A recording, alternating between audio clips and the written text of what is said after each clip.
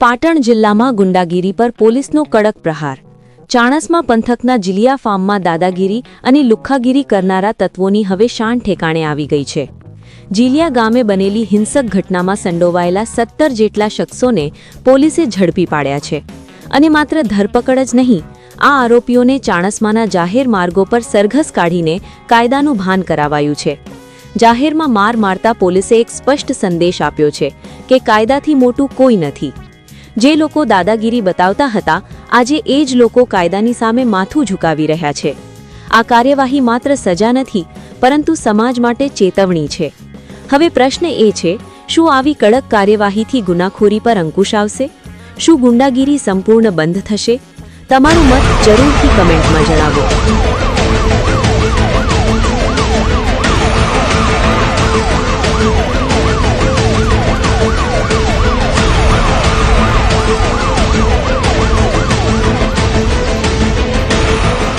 જેમનું પ્રજાને સલામતી આપવાનું છે એ પોલીસ દળના કર્મચારીઓને ભાગવું પડે।